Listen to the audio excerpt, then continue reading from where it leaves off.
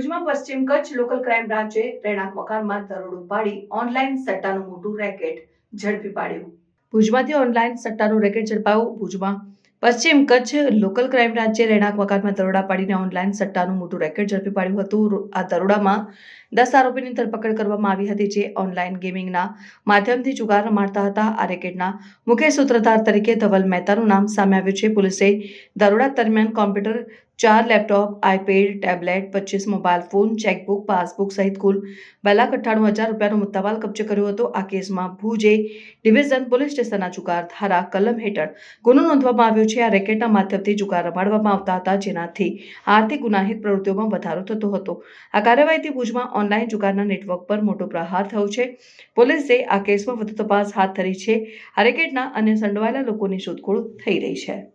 હાલમાં જે જુદી જુદી ક્રિકેટની ટુર્નામેન્ટ ચાલી રહી છે અને એમાં ખાસ કરીને ક્રિકેટની ગેમ ઉપર જે સટ્ટો રમાય છે એ બાબતે અત્રેના જે રેન્જ આઈજી સાહેબ છે, ચિરાગ કોડિયા સાહેબ, અને એસપી સાહેબ છે, વિકાસ સુંદા સાહેબ, એમણે એલસીબી, એસઓજી અને તમામ થાણા ઇન્ચાર્જશ્રીઓને આ બાબતે સખત કાર્યવાહી કરવા માટે સૂચના આપેલી હતી.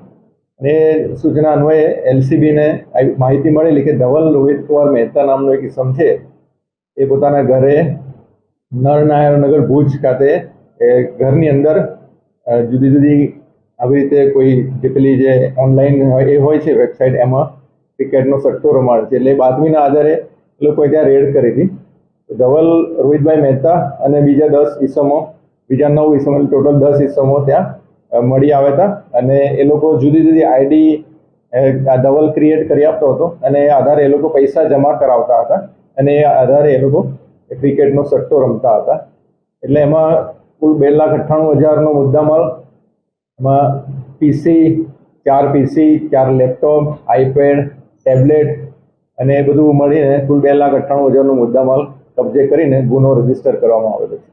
હા, એ કેટલા સમયથી ચાલતું હતું એ હવે એની પૂછપરછમાં નીકળશે, પણ જે બાતમી હતી, જે બાતમીના આધારે એ લોકોએ રેડ કરી ત્યારે ત્યાં ઓન સ્પોટ એ વસ્તુ ચાલતી જ હતી, એ પ્રવૃત્તિ, અને રંગે હાથે એ લોકો પકડેલા છે.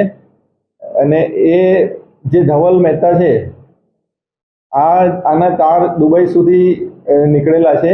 કે ધવલ મહેતાની પૂછપરછ દરમિયાન એવું જાણવા મળ્યું કે 1.5 વર્ષ પહેલા એ દુબઈ ગયો હતો અને ત્યાં એક મિલી નામના એક વ્યક્તિને મળેલો અને એની પાસેથી એણે આ પ્રમાણેનું આઈડી લઈને પછી ઓનલાઈન ગેમ રમાડવાનું એણે શીખેલું હતું. એટલે જે દુબઈવાળા જે ભાઈ છે એ પણ એને આ રીતે પ્રોવાઈડ કરતા હતા ઓનલાઈન.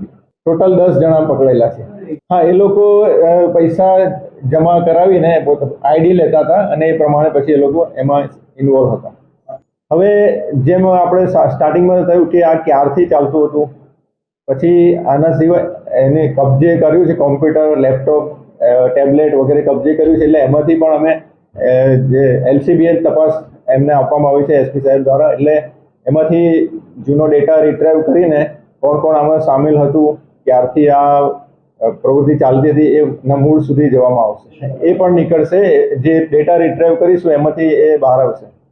એ 9 લોકો જે છે એ જે પ્રેસ નોટમાં જે નામ આપેલું છે, અમુક છે સરદાર પટેલ નગર, એક ગાંધીધામના છે, એક નિકોલ કઠવાડા અમદાવાદના છે, એક બનાસકાંઠાના ભાભરના છે, એક સિદ્ધપુર પાટણના છે, બીજા પણ સિદ્ધપુર પાટણના છે, એક વિસનગર મહેસાણાના છે, પછી ભુજના ફરીથી ડીસા બનાસકાંઠા અને એક ઓડિશાના છે.